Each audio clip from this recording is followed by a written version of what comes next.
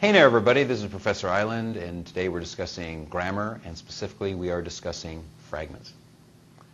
Keep in mind that in any class that requires writing, your ability to get your information across is going to be influenced by your grammar skills and your ability to spell correctly, to use the appropriate word, and to write complete and logical sentences will have an effect overall on your grade. To that end, understanding how to write complete sentences and to write logical sentences is an important factor.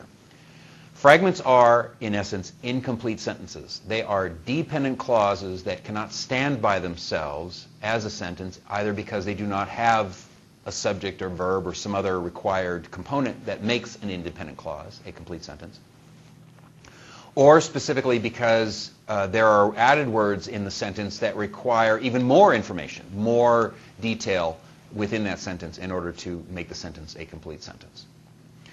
Understanding what kinds of fragments you are making, what kinds of fragments exist, will help you to correct your own work and to not only increase your grade, but also perhaps increase your ability to get your ideas across. The first kind of fragment is the easiest kind to identify. This is the fragment that is missing a verb.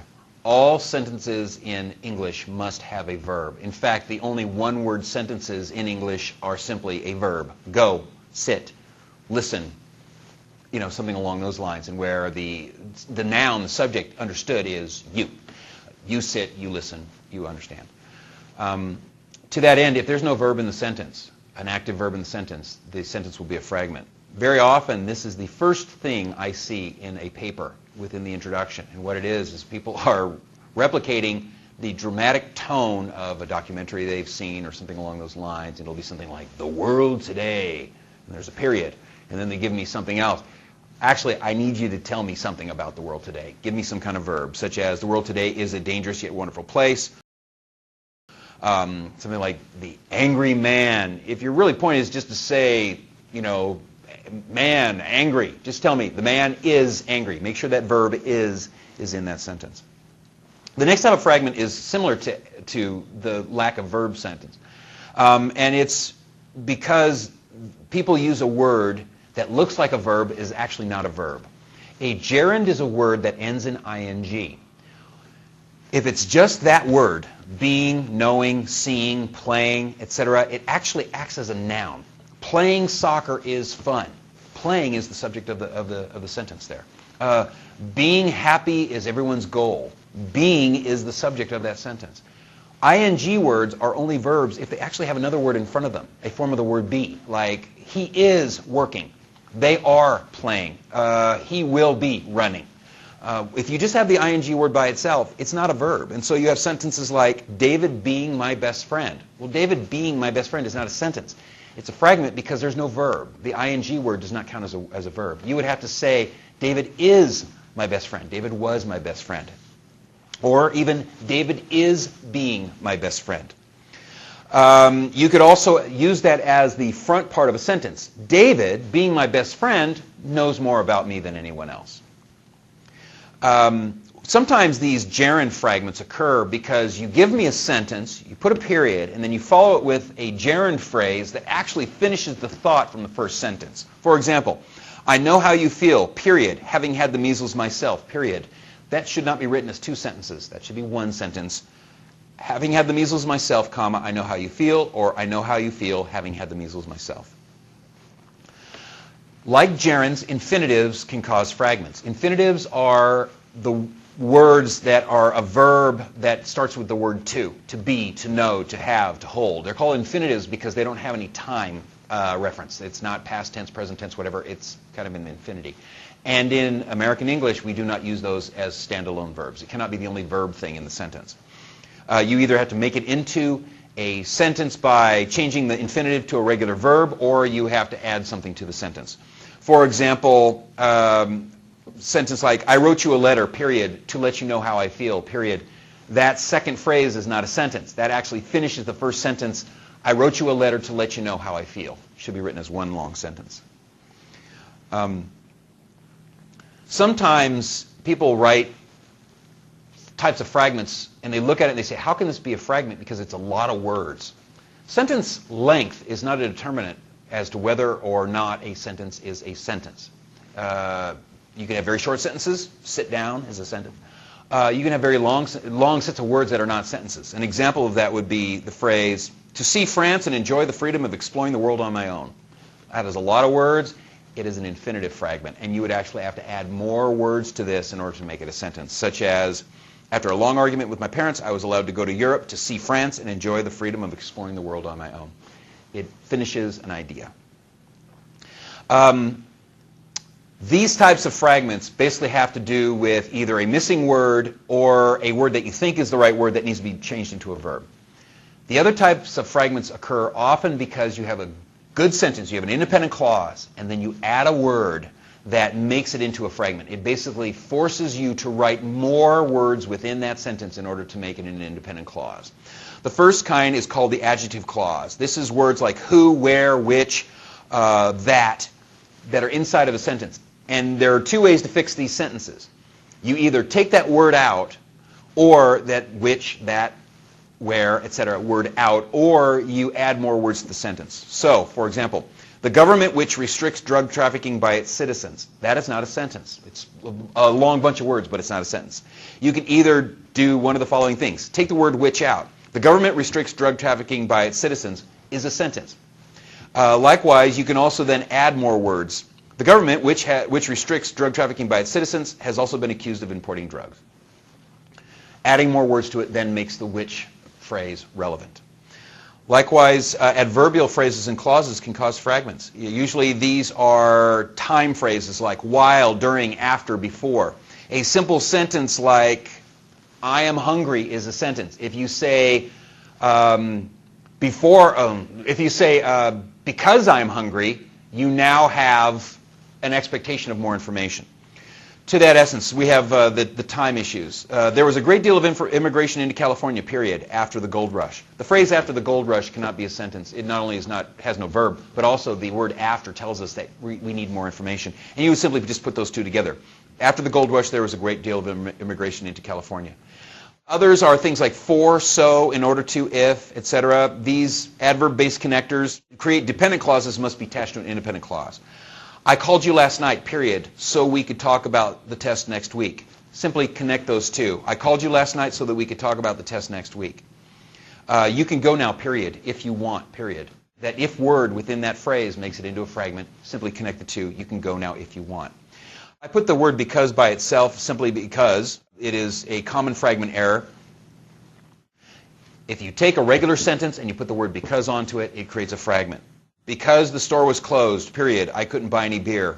Put the two together. Because the store was closed, I couldn't buy any beer. Or simply say, the store was closed, period, I couldn't buy any beer, period. And we let the cause and effect nature of it be self-evident based on the content. Conjunctions can cause fragments. You are not supposed to begin a sentence with and, but, or, for, yet, or so when you use them as conjunctions. Instead, conjunctions, as the old song goes, connects words and phrases and clauses, which means you have to have at least a word on both sides of an and, at least a word on both sides of or, etc. So, a famous phrase from a movie, I'll get you, Dorothy, period, or exclamation point, and your little dog too. The phrase, and your little dog too, finishes that idea. It's actually, I'll get you, Dorothy, ... and your little dog too. Rhetorical questions like, is this stupid or what? Is one sentence. Is this stupid or what? Question mark. Contrasting transitional phrases also cause fragments. These are words that include even though, although, and though. Keep in mind that the word however, which has that notion of changing something, I said something, however, there's something else. However does not act the same way as though, even though, and although. If you have a regular sentence, I like cheese, and then you put the word however onto that sentence, it is still a sentence. However, comma, I like cheese. It stands by itself as a sentence. We certainly wonder what you said before, but that what you said before could be in its own sentence. Although, though, and even though, take a regular sentence and turn it into a fragment, and you must have more words in the sentence. So, for example, even though I was in front of everyone else, period, I lost the race because I started too early, period. That should be one long sentence. Even though I was in front of everyone else, comma, I lost the race because I started too early. Actually, our air is getting cleaner, period, though some don't think so. You could take out the word though and simply say, actually, our air is getting cleaner, period, some don't think so, period. Or you would say, actually, our air is getting cleaner, comma, though some don't think so. Appositives, which are noun phrases that describe another noun, can also be fragments. Basically, these are stuck either in the middle of a sentence or at the end of a sentence to describe something that was just said. I could tell she was a policeman, period. Blue suit, the big gun in a holster, and the silver badge on her chest. That list, the blue suit, big gun, the silver badge, that is a description of what makes the person a policeman, and that sentence has to be put together. Because there's no verb in that. It's just a list of nouns and adjectives. I could tell she was a policeman, dash, blue suit, the big gun in a holster, or the silver badge on her chest. Or use your because word. Because of the blue suit, the big gun in a holster, and the silver badge on her chest, comma, I could tell she was a policeman. Prepositional phrases can also cause fragments. The prepositional phrase modifies another word in a sentence and therefore must be attached to the sentence that contains the word it modifies. Words like with, through, those kinds of things. Basically, something like, she saw me walking through town, period, with her best friend. The phrase with her best friend needs to be attached to that previous sentence. She saw me walking through town with her best friend, period.